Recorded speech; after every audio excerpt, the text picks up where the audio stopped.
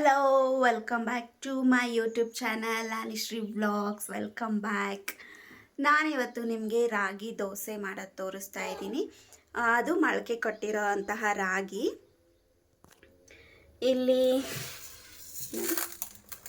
ನಾನಿಲ್ಲಿ ಬರೀ ರಾಗಿ ಅಷ್ಟೇ ಅಲ್ಲ, 1 ಕಪ್ ರೈಸು ಮತ್ತು 1 ಕಪ್ ರಾಗಿನ ತೊಗೊಂಡಿದ್ದೀನಿ. ಇದು ಆಲ್ರೆಡಿ ಮಾಡಿಸಿ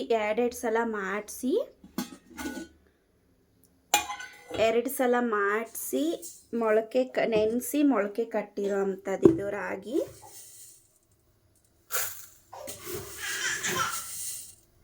ನಾರ್ಮಲ್ ಇದ್ರ ಜೊತೆಗೆ ನೀವು ಸ್ವಲ್ಪ ಉದ್ದಿನಬೇಳೆ,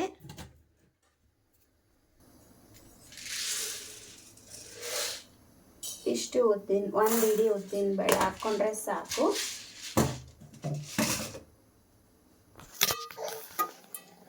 ಆ್ಯಂಡ್ ನೆಕ್ಸ್ಟ್ ಬಂದ್ಬಿಟ್ಟು ಇದಕ್ಕೆ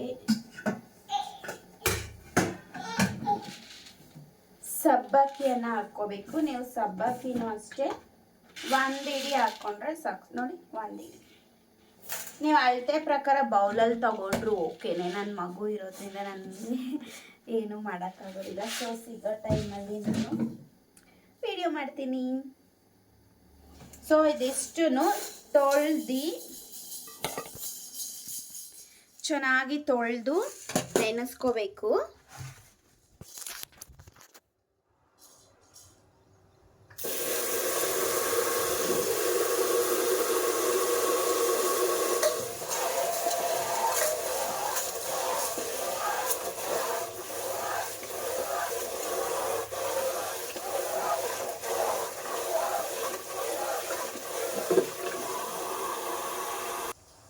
ಚೆನ್ನಾಗಿ 3-4 ಟೈಮ್ಸ್ ವಾಶ್ ಮಾಡ್ಕೊಳ್ಳಿ. ಯಾಕೆ ಅಂತ ಹೇಳಿದ್ರೆ ರಾಗಿನಲ್ಲಿ ಸ್ವಲ್ಪ ಧೂಳೆಲ್ಲ ಇರುತ್ತೆ, ಮತ್ತು ಅದ್ರದ್ದು ಹೊಟ್ಟೆಲ್ಲ ಇರುತ್ತೆ.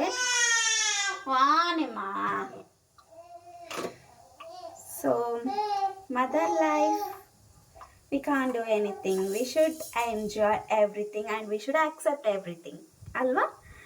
ಸೊ ಇದನ್ನು ಓವರ್ ನೈಟ್ ನೆನೆಯಕ್ಕೆ ಬಿಟ್ಬಿಡಿ. ನೀವು ಈವ್ನಿಂಗ್ ಒಂದು 4 o'clock 3 o'clock ಹಂಗೆ ನೆನೆಸ್ಕೊಂಡ್ರೂ ಪರವಾಗಿಲ್ಲ. ನಾನು ಇವಾಗ ಬೇಗ ನೆನೆಸ್ತಾ ಇದ್ದೀನಿ.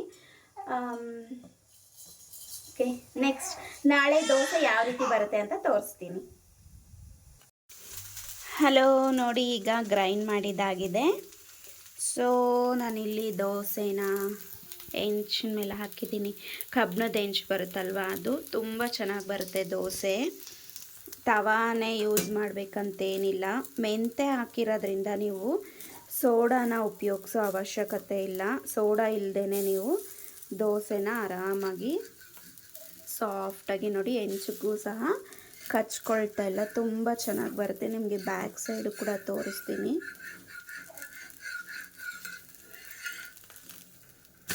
ನೋಡಿ, ತವಾ ಮೇಲೆ ಹೇಗೆ ಬರುತ್ತೋ ಸೇಮ್ ಹಾಗೆ ಬರುತ್ತೆ ದೋಸೆ. ತುಂಬ ಚೆನ್ನಾಗಿರುತ್ತೆ ಆ್ಯಂಡ್ ತುಂಬ ಟೇಸ್ಟಿಯಾಗೂ ಸಹ ಇರುತ್ತೆ.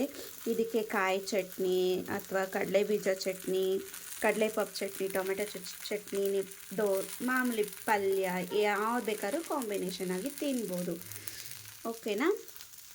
ನಾನಿವತ್ತು ಇದಕ್ಕೆ ಚಿಕನ್ ಗ್ರೇವಿಯನ್ನು ಮಾಡಿದ್ದೀನಿ. ನೆಕ್ಸ್ಟ್ ಟೈಮ್ ನಾನು ಯಾವ ರೀತಿ ಚಿಕನ್ ಗ್ರೇವಿ ಮಾಡ್ತೀನಿ ಅಂತ ವಿಡಿಯೋ ಅಪ್ಲೋಡ್ ಮಾಡ್ತೀನಿ. Thank you so much. Video ಇಷ್ಟ ಆದರೆ ಲೈಕ್ ಮಾಡಿ, ಶೇರ್ ಮಾಡಿ ಆ್ಯಂಡ್ ಕಾಮೆಂಟ್ ಮಾಡಿ. ಆ್ಯಂಡ್ ಇದು ಹೆಲ್ದಿಯಾಗೂ ಸಹ ಇರುತ್ತೆ ದೋಸೆ. ಯಾರೆಲ್ಲ ಡಯಟಲ್ಲಿ ಇರ್ತೀರಾ ಆ್ಯಂಡ್ ವೆಯ್ಟ್ ಲಾಸ್ ಮಾಡಬೇಕು, ನಾನು ವೆಯ್ಟ್ ಮ್ಯಾನೇಜ್ ಮಾಡಬೇಕು ಅನ್ನೋರ್ಗೂ ಸಹ ತುಂಬ ಒಳ್ಳೆಯದು. ಹಾಲು ಕುಡಿಸೋ ತಾಯಂದ್ರಿಗಂತೂ ಇದು ತುಂಬಾ ಒಳ್ಳೆ ನ್ಯೂಟ್ರಿಷನ್ ದೋಸೆ. ತುಂಬ ಚೆನ್ನಾಗಿರುತ್ತೆ. ಸುಮ್ಮನೆ ಹೊರಗಡೆ ಫುಡ್ಡು ಅಂತೆಲ್ಲ ತಿಂದು ಆರೋಗ್ಯನ ಹಾಳು ಮಾಡ್ಕೋಬೇಡಿ. ವಿಡಿಯೋ ಇಷ್ಟ ಆದರೆ ಸಬ್ಸ್ಕ್ರೈಬ್ ಮಾಡಿ. ಥ್ಯಾಂಕ್ ಯು, ಬಾಯ್. ನನ್ನ ಮಗಳು ಜೋಲಿಯಲ್ಲಿ ನಗೀತಾ ಇದ್ದಾಳೆ.